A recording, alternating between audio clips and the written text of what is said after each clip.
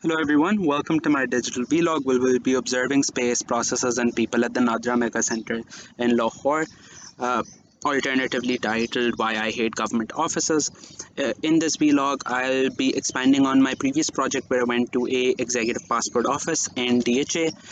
This is sort of an expansion of that because the Nadra Mega Center deals with a much larger volume of people.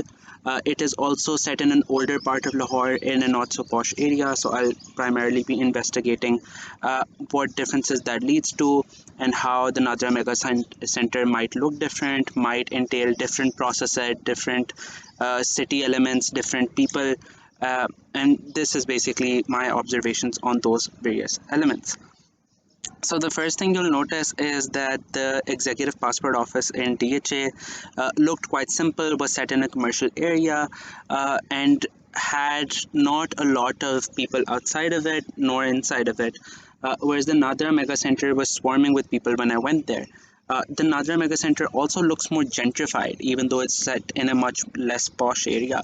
But the outside of it, you can see that it's an older part of Lahore based on the gates, based on the sort of ambience of the environment overall at the outer trajectory of it. Right outside of the center, you're greeted with an extensive crowd of people, a crowd of people that makes you uncomfortable. And this crowd sort of became my first zone of irritation as I was going through the mega center. This crowd was pushing into each other.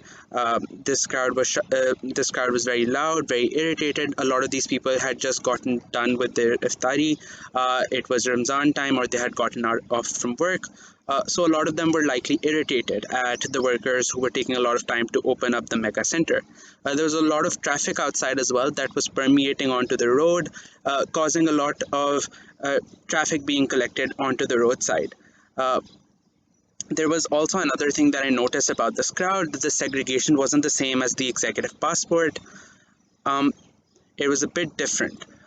Now I want to sort of introduce you guys to a very important figure called the tout, which did not exist in the executive passport office, but was present here at the Nadra Center. The tout was basically guiding people. The tout was guiding people as to what sort of documents they needed, whether they had any queries. He was engaging with them, but he was also collecting money to place people to stand in lines. So you could pay him, and he would place someone to stand in line for you, so that your precious time could be saved. This is a figure which wasn't at the passport office, likely because the volume of people there is just different. The search for space, in the sense that not only could I find no space, but the road had been filled with the amount of people who were there at the mega center. And in some sense, the honking of the cars, the road rage that some people were showing, the way that individuals were conversing with each other represented that atmosphere. But one zone of comfort here, one zone of memory here for me, was this Khoka and tuck shop near the mega center where people were eating food. This was right next to the mega center where there were families having barbecue, and this became a zone of memory for me in some sense, because these people looked comfortable, they looked like they were enjoying themselves, and so it was a slight departure from the anxiety, from the anxious energy, from the stress and the hustle and bustle of the crowd. When you go into the mega center, the first thing you notice is that you're bombarded again with essential information, quite like the executive passport office. You're given these notices straight into your face, that tell you about COVID SOPs or that tell you about government schemes.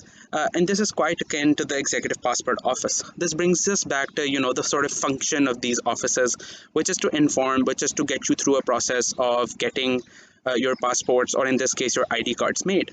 There was also a waiting area at the Nadra Mega Center, again, signifying the larger volume of people that they deal with. Similar to the executive passport office, there were automated systems, but much more expensive. So the counter numbers were greater. There were LCD screens, extensive LCD screens. There was also a louder version of the Siri that we met at the executive Ticket passport number office. 892 counter 28 पर तशरीफ ले जाइए ticket number 892 Beyond that, they also provided a map of the mega center, which was a very intuitive and basic map that highlighted the 40 counters present in the mega center.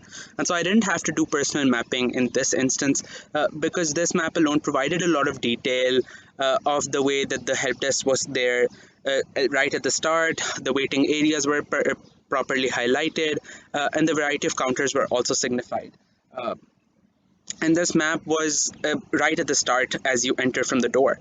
It provided basic drawings of the info desk with a PC and three seats, which were taken by attendants. And then it also provided some information on the counters themselves and the structure of the counters at the mega center. So the counters would have one attendant and a place for two people to be seated and deal with the attendant and deal through their problems with the attendant. And all of overall, there were geometric patterns that I could see in the structure of the counters, but I could also see the wear and tear of human activity. So this was primarily felt on the sofas, which were very different from the ones at the Executive Passport Office. The sofas at the Nadra Mega Center looked older, even though the Mega Center is a newer locality, a newer building. But these sofas had gone through a lot of wear and tear. Their texture was coarse and rough. It, in some sense, almost looked moldy, and the sight of it was making me uncomfortable. I dared not sit at them. In contrast, the Executive Passport Office had shining, glistening sofas, which were quite different. And the seats, too, were made of much more rigorous material or durable material in some sense.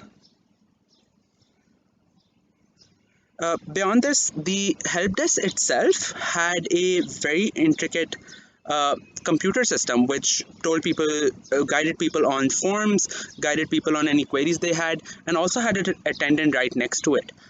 This PC system looked like it was purpose built, it was custom, and this continued the theme of this Nadra Mega Center having a lot of technology that helps automate processes like people getting their queries, people getting access to forms.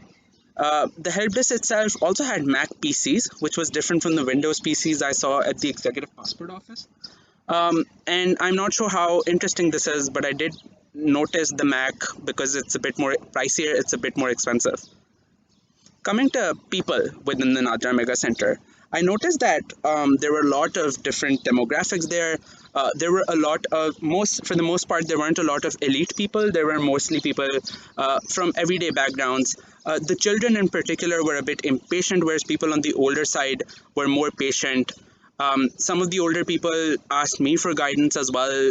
They could not find where they had to go, which could speak to the unintuitive nature or the difficulty that people have. Maybe there could have been better systems in place for the elderly, for those with disabilities, and I did not see any extra measures for those things.